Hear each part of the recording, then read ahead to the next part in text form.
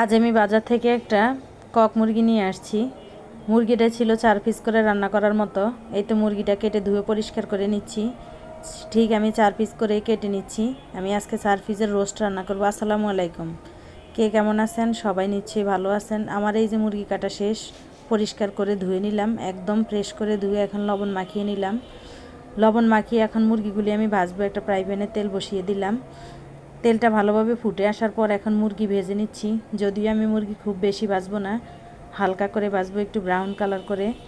এই যে ফুটন্ত তেলের মধ্যে মুরগি আমার 1 ফিট হয়ে গেছে। 1 ফিট হওয়ার পর আস্তে আস্তে আমি অপর পিঠ আবার উপর করে দিলাম।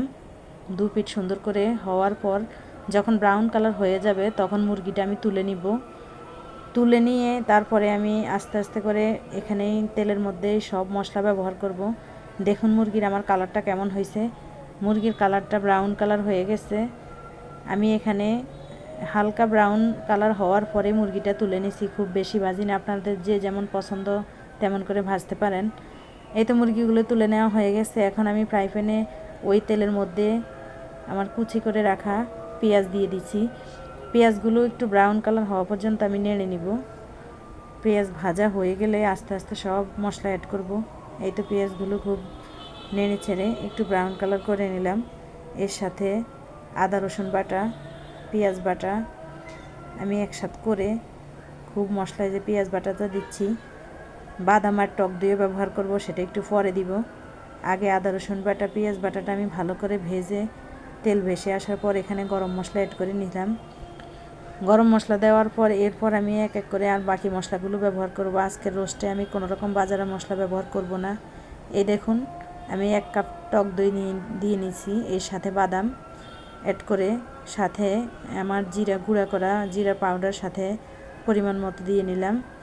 যেহেতু আমার 4 পিস রোস্ট আমি ওইভাবে পরিমাণ মতো মশলাগুলো দিয়েছি, আপনারা আপনাদের পরিমাণ মতো দিতে পারেন। এখন মশলা ভাজার পরে যে তেল ভেসে আসছে এর মধ্যে আমি মুরগিগুলি অ্যাড করে নিলাম।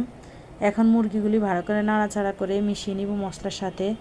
মিশানোর পর কিছুক্ষণ ঢাকনা দিয়ে একটু কষিয়ে নিব। কষানোর পর আমি এখানে পরিমাণ মতো পরে লিকুইড দুধ মিক্স করে নিব। এই তো আমার কষানো হয়ে গেছে। আমি এখানে 1 কাপ পরিমাণ লিকুইড দুধ আর পাউডার করে রাখা লিকুইড তৈরি করে নিছি। আপনারা চাইলে গরুর দুধও দিতে পারেন। আমার কাছে মনে হচ্ছে পাউডার দুধের টেস্ট বেশি আসে। সাথে কাঁচামরিচ 1 টেবিল চামচ চিনি মিক্স করে নিলাম।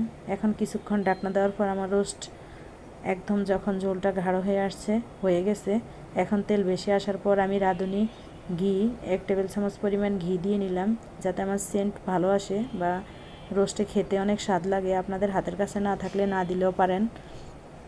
দেখুন আমি ঘিটা দেওয়ার পর একদম আমার রোস্টের কালারটা খুব চেঞ্জ হয়ে গেছে।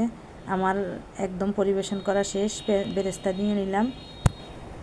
খুব সুন্দর হয়েছে দেখতে। আপনারা চাইলে এভাবে রান্না করতে পারেন। আমার চ্যানেলটি সাবস্ক্রাইব করবেন, লাইক কমেন্ট শেয়ার করবেন। আল্লাহ হাফেজ।